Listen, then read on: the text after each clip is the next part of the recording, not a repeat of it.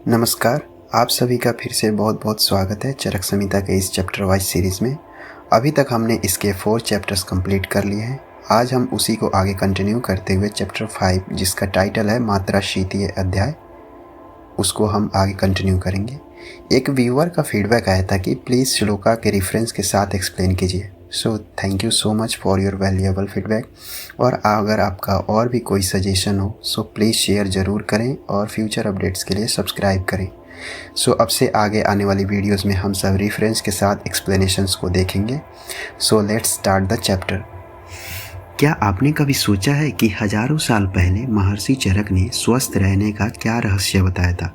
आज हम चरक संहिता के मात्रा शीतीय अध्याय से उस प्राचीन ज्ञान को जानेंगे जो आज भी उतना ही सच है। कल्पना कीजिए, आपका यह शरीर एक रथ है और आप यानी आपकी चेतना इसके रथ ही हैं। महर्षि चरक कहते हैं, जैसे एक नगर का राजा अपने नगर की और एक रथी अपने रथ की देखभाल करता है, वैसे ही एक बुद्धिमान व्यक्ति को अपने शरीर के प्रति हमेशा सचेत रहना चाहिए। यह सिर्फ एक शरीर नहीं, आपकी जीवन यात्रा का साधन है। इस रथ को लंबी दूरी तक चलाने के लिए 2 मजबूत स्तंभों की जरूरत पड़ती है, like pillars you can say.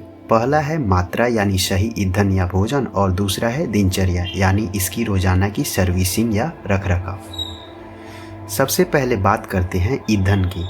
ईंधन यानी बेसिकली फ्यूल। भोजन कितना करना चाहिए इसका कोई एक फिक्स नियम नहीं है। यह निर्भर करता है आपकी अग्नि यानी आपकी पाचन शक्ति पर, that is also known as digestive power. So सही मात्रा वही है जो समय पर पच जाए और शरीर को हल्का महसूस कराए। भोजन 2 प्रकार का होता है। एक है गुरु यानी भारी भोजन या heavy that you can say, जैसे दूध के उत्पाद, उड़द या पीस्ट, इन्हें पचाने में समय लगता है। दूसरा है लघु यानी लाइट वेट और हल्का भोजन, जैसे चावल या मूंग की दाल, जो अग्नि को बढ़ाते हैं। तो नियम क्या है? नियम है पेट की क्षमता का विभाजन। अपने पेट के 3 हिस्से कीजिए।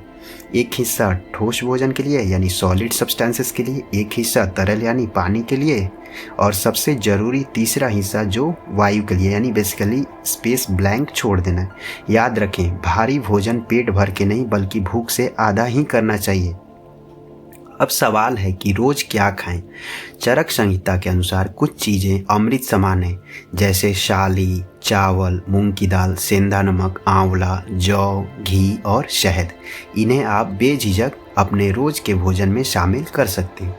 लेकिन सावधान, कुछ चीज़ें ऐसी हैं जो शरीर पर बोझ डालती हैं, इनका रोज सेवन नहीं करना चाहिए, जैसे सूखा मांस, सूखी सब्जियां, मछली, उड़द की दाल और रोजाना दही का सेवन। ये शरीर में दोष उत्पन्न कर सकते हैं। दोष से हमारा तात्पर्य है त्रिदोषा, दैट इज वात, पित्त एंड कफ। सही ईंधन के बाद अब बारी है रथ के रखरखाव की यानी हमारी दिनचर्या की। दिन की शुरुआत इंद्रियों की शुद्धि से करें। हमारी आंखें तेज प्रदान होती है, इसलिए कफ को दूर करने के लिए आंखों में अंजन या सूरमा लगाना चाहिए, और सिर को हल्का करने के लिए नाक में अड़ू तेल की बूंदें डालें। यह नस्य क्रिया आपके बालों और त्वचा के लिए चमत्कारी होती है। फिर बारी आती है मुख की।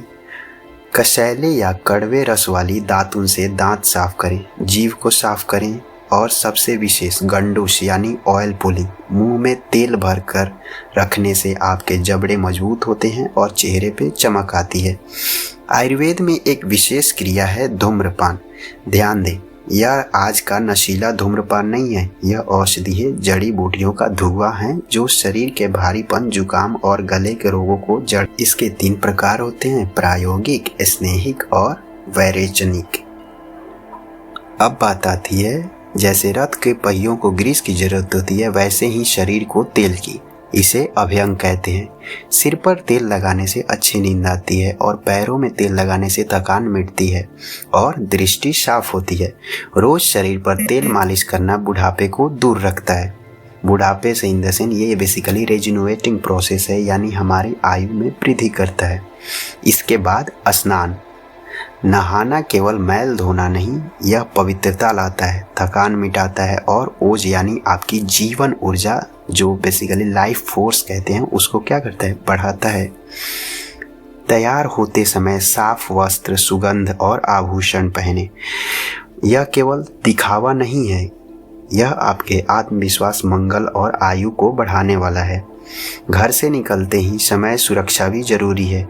धूप और बारिश से बचने के लिए छाता, पैरों की सुरक्षा के लिए जूते और सहारे व रक्षा के लिए हाथ में छड़ी रखना एक रथी की बुद्धिमानी है।